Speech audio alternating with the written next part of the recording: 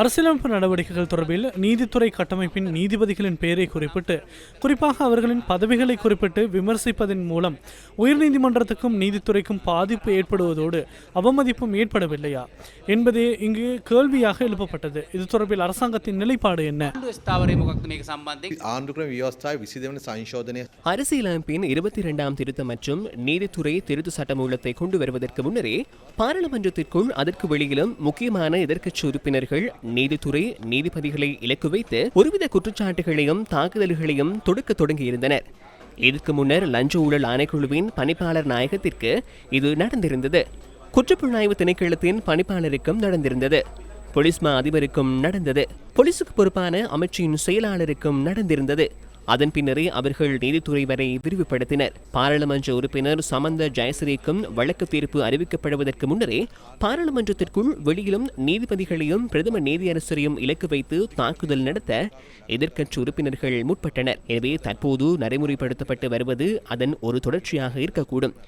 எனவே அரசாங்கம் என்ற ரீதியில் யார் இலக்கு வைக்கப்படுகின்றார்கள், எந்த நிறுவனங்கள் இலக்கு வைக்கப்படுகின்றன என்பது எமக்கு மிகவும் தெளிவாக தெரிகின்றது. குறிப்பாக இந்நாட்டில் சட்டத்தையும் நீதியையும் நிலைநாட்டுவதற்காக விசாரணைகளை மேற்கொள்ளும் அதிகாரிகள், விசாரணை செய்யும் நிறுவனங்கள், வழக்கு தாக்கல் செய்யும் நிறுவனங்கள் மற்றும் அந்த வழக்குகள் தொடர்பில் தீர்ப்பு வழங்கும் நிறுவனங்கள் மற்றும் நீதிபதிகளே இலக்காக மாற்றப்பட்டுள்ளனர். எனவே சில சந்தர்ப்பங்களில் சம்பந்தப்பட்ட நபர்கள் அதற்கு எதிராக முறைப்பாடுகளை சமர்ப்பிக்கும் போது நீதிமன்றம் நடவடிக்கை எடுக்கின்றது. உதாரணமாக போலீஸ் மா அதிபரை வீதியில் படுகொலை செய்வதாக முன்னாள் பாராளுமன்ற உறுப்பினர் சாகர காரியவசம் தெரிவித்த கருத்தின் அடிப்படையில் அது தொடர்பில் விசாரணை நடத்தி நீதிமன்றத்திற்கு அறிக்கை சமர்ப்பிக்கப்பட்டது. நேற்று விசாரணைக்கு எடுத்துக் கொள்ளப்பட்டு நீதிமன்றத்தினால் பிணையும் வழங்கப்பட்டது. நீதிமன்ற செயற்பாடுகளில் இவ்வாறான விடயங்களும் இடம்பெறுகின்றன.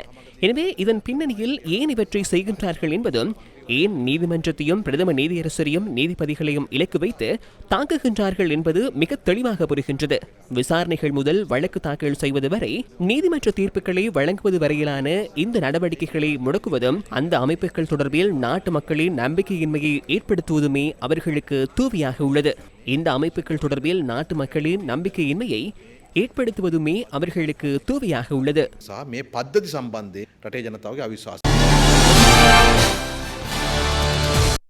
நீதிபதிகளின் பதவிக்காலத்தை நீடிப்பது தொடர்பில் நடைபெற்ற கலந்துரையாடல்களில் சில தரப்பினர் தற்போதைய பிரதம நீதியரசரை தனிப்பட்ட முறையில் இலக்கு வைத்து வெறுக்கத்தக்க கருத்துக்களை தெரிவிப்பதாக இலங்கை சட்டத்தரணிகள் சங்கத்தின் நிறைவேற்றுக்குழு உறுப்பினர் சகத் அபேநாயக்க அந்த சங்கத்தின் தலைவர் ராஜீவ் அமரசூரியவுக்கு கடிதம் ஒன்றை அனுப்பியுள்ளார்.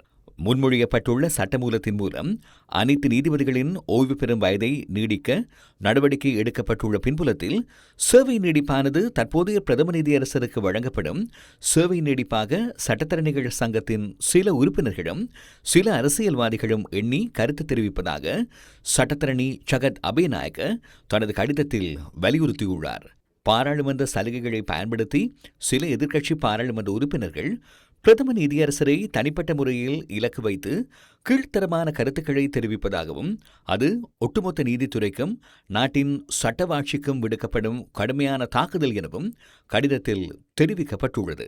தற்போதைய பிரதம நீதியரசரை தனிப்பட்ட முறையில் இலக்கு வைத்து வெளியிடப்படும் அவதூறான கருத்துக்கள் தொடர்பில் இலங்கை சட்டத்தரணிகள் சங்கம் எந்தவொரு நடவடிக்கையும் அல்லது எதிர்ப்பையும் தெரிவிக்காமல் இருப்பதை தான் எதிர்பார்க்கவில்லை என சட்டத்தரணி சகத் அபேநாயக்க தனது கடிதத்தில் வலியுறுத்தியுள்ளார்.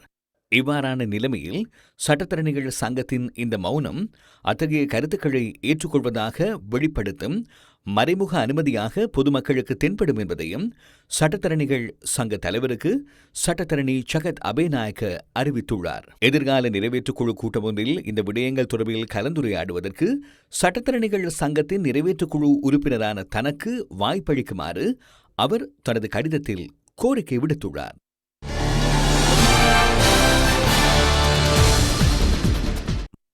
சட்டத்தரணி ஜெகத் அபேநாயக்கவினால் இலங்கை சட்டத்தரணிகள் சங்கத்திற்கு அனுப்பிய கடிதம் தமது சங்க அலுவலகத்துக்கு கிடைத்துள்ளதாக இலங்கை சட்டத்தரணிகள் சங்கத்தின் செயலாளர் நளின் சில்வா தெரிவித்துள்ளார். கடிதத்தில் உள்ள விடயங்கள் தொடர்பில் இதுவரை பரிசீலித்து பார்க்கவில்லை என அவர் தெரிவித்துள்ளார். இருந்தபோதிலும் சட்டத்தரணிகள் சங்கத்தின் நிறைவேற்றுக்குழு உறுப்பினர் சட்டத்தரணி ஜெகத் அபேநாயக்கவிற்கு இந்த கடிதம் குறித்து நிறைவேற்றுக்குழுவில் கலந்துரையாட சந்தர்ப்பம் கிடைக்கும் எனவும் இலங்கை சட்டத்தரணிகள் சங்கத்தின் செயலாளர் சுட்டிக்காட்டினார்.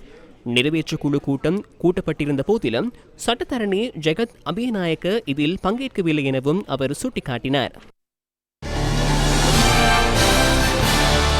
இதேவேளை ஜனாதிபதிக்கும் இலங்கை சட்டத்தரணிகள் சங்கத்தினருக்கும் இடையிலான கலந்துரையாடல் நாளை நடைபெற உள்ளது.